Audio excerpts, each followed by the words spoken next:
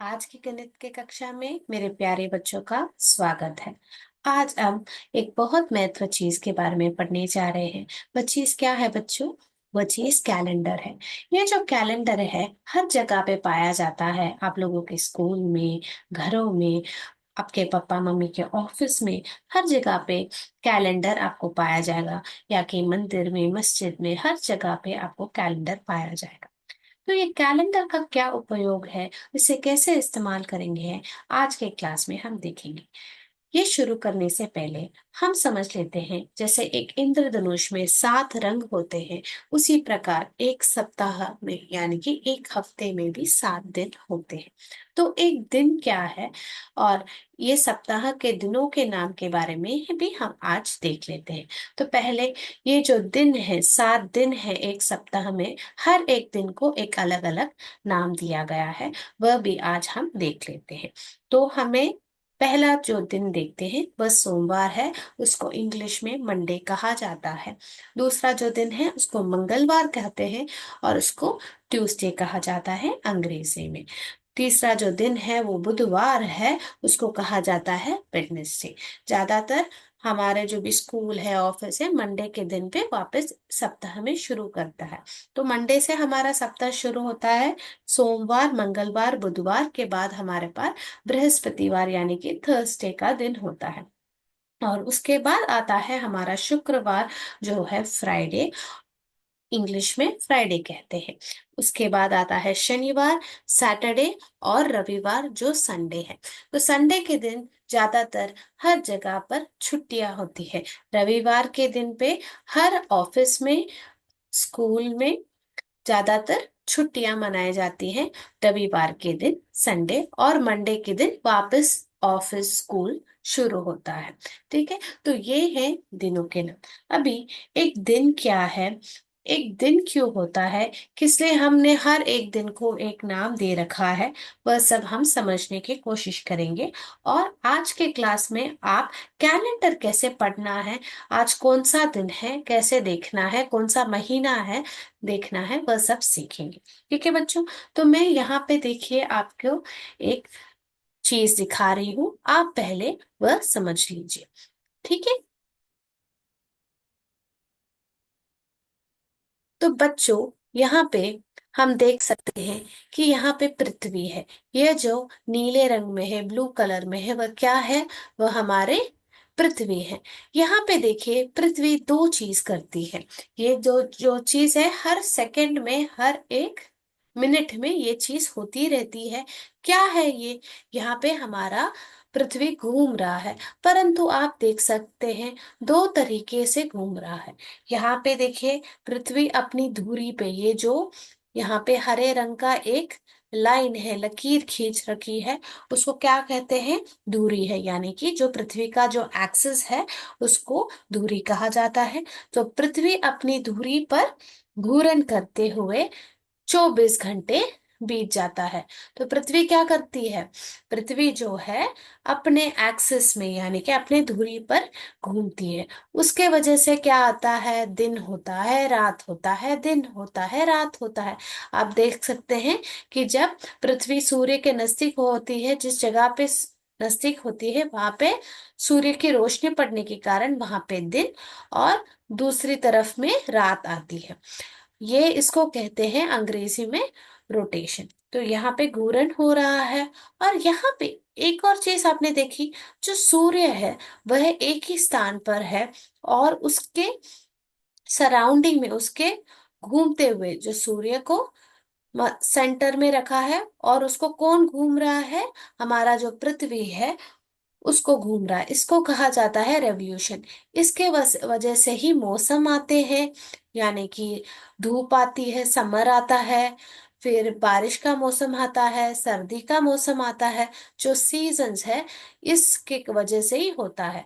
तो एक चक्कर लगाने के लिए पृथ्वी को, जो हमारा सूर्य का एक चक्कर लगाने के लिए, पूरा खत्म करने के लिए कितने दिन हो जाते हैं? 365 डेज हो जाते हैं बच्चों। 365 दिन हो जाते हैं बच्चों। इसको कहा जाता है रेवोल्यूशन। तो एक साल में 365 डेज होते हैं बच्चों। और यहाँ पे देखिए, और हर दिन पृथ्वी अपने दूरी पर घूर्णन करता है, उस वजह से हमें घंटे होते हैं। कितने घंटे होते हैं बच्चों? 24 घंटे। तो इंग्लिश में इसको कहा जाता है रोटेशन, और इसको कहा जाता है रेवोल्यूशन। ठीक है, हमने सही प्रकार से ये कह दिया है। तो ये हमने समझ लिया है, तो हम आगे बढ़ते हैं। तो यहाँ पे हमने समझ लिया है क्यों एक दिन क्यों होता है, वह समझ लिया है। और कितने दिन होते हैं ये भी हमने समझ लिया है एक सप्ताह में। तो बच्चों, और एक चीज आपको दिखा देती हूँ। हमने देखा था कि एक साल में 365 दिन होते हैं। तो इन 365 दिनों को क्या कह रखा है? महीनों में बांट रखा है, मंथ्स में बांट रखा है।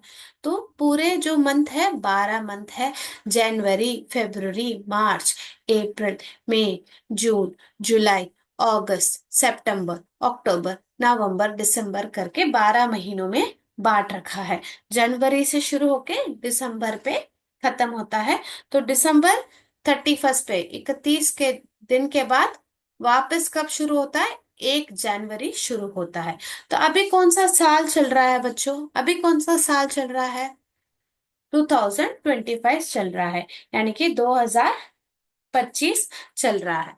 यहाँ पे अभी हम देखेंगे कि जो कैलेंडर के है वह कैसे पढ़ते हैं, आज हम देखेंगे। क्या देखेंगे? कैलेंडर कैसे पढ़ते हैं। तो अभी जो चल रहा है वह फरवरी का माह है। कौन सा मंथ है? फरवरी है। कौन सा साल है? यहाँ पे दिखाया 2025 है हमारा साल अभी जो चल रहा है। यहाँ पे देखिए, SMTWTFS करके आपको यहाँ पे दिन लिखे गए हैं। तो यहाँ पे देखिए, यहाँ पे दो एस है, एक लाल रंग में है और एक काले रंग में है। तो ऐसे लिखा गया हो तो आपको पता है कि मंडे से पहले संडे आता है। तो आप लोगों को पता चलना है कि इस एस का मतलब है संडे, और इस एस का मतलब है सैटरडे। बहुत, तो हमने पढ़ा था एक सप्ताह में कितने दिन होते हैं? 1, 2, 3, 4, 5, 6, 7, 7 दिन होते हैं। इस कैलेंडर में देखा तो जो महीना है ऊपर लिखा है, उसके बगल में जो हमारा साल चल रहा है उसका नाम लिखा है। ठीक है बच्चों।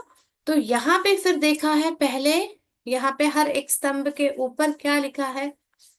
जो सप्ताह में हर एक दिन है, प्रति एक दिन है, उसका नाम लिखा है। पे यहाँ पे Sunday, Monday, Tuesday, Wednesday, Thursday, Friday, Saturday. यहाँ पे भी टी लिखा है, यहाँ पे भी टी लिखा है। तो आप लोगों को क्या समझना है? मंडे के बाद जो टी आता है उसको ट्यूसडे है, फिर वेनेसडे और थर्सडे फ्राइडे है और सैटरडे है। अभी इसका मतलब क्या है? ये क्यों चीज हमें चाहिए, हमें देखना है।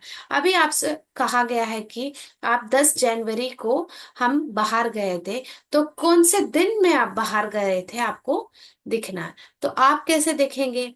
आप पहले जनवरी में जाएंगे, जनवरी ही माह में जाएंगे, फिर 10 तारीख को ढूंढेंगे। यहाँ पे 10 तारीख है, 10 तारीख के स्तंभ के ऊपर आपको कौन सा दिन यहाँ पे लिखा है? एफ लिखा है।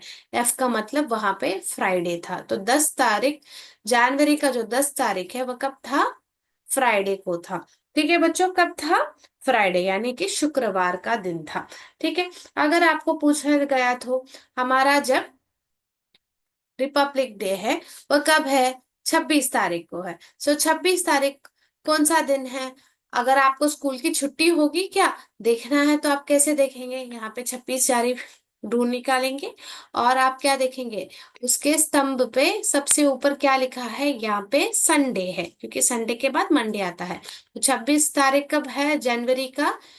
संडे को है। तो यहाँ पे वही 26 तारीख फरवरी में कब आ रहा है हम देखेंगे। तो यहाँ पे 26 तारीख ढूंढ निकाला हमने, और हम देखेंगे कि कब आ रहा है। परंतु यहाँ पे देखिए 26 तारीख कब आ रहा है? वह वेनसडे को आ रहा है। परंतु यहाँ पे देखिए वही 26 तारीख को संडे पे आ रहा है। पर फरवरी के मंथ में, फरवरी के माह में कब आ रहा है? 26 तारीख बुधवार को आ रहा है, वेनसडे को आ रहा है। तो इस प्रकार से आप समझ सकते हैं कैलेंडर को कैसे पढ़ना है। और एक चीज आप ध्यान रख सकते हैं कि सारे जो संख्याएं हैं, जो दिन है, आप देखिए तारीख है उसको काले रंग में दिया गया है, परंतु कोई कोई तारीखों को लाल रंग में लिखा है, यानी कि यहाँ पे 12 तारीख, 13 तारीख, 14 तारीख, फिर 26 तारीख, सब आपको क्या लिखा है, लाल रंग में लिखा है। क्यों यहाँ पे लाल रंग पे लिखा है, बताइए। बहुत खूब बच्चों, क्योंकि वह दिन त्योहार का दिन है, यानी कि अवकाश का दिन है। वैसे कोई विशेष दिवस है तो उसको लाल रंग में लिखा गया है, उस तारीख को लाल रंग में लिखा गया है। और यहाँ पे देखिए, हर एक संडे को यानी कि रविवार को लाल रंग में लिखा गया है, क्योंकि ज्यादातर हर एक ऑफिस में, स्कूल में रविवार का दिन छुट्टी का दिन होता है, इसलिए उसको लाल रंग में लिखा है।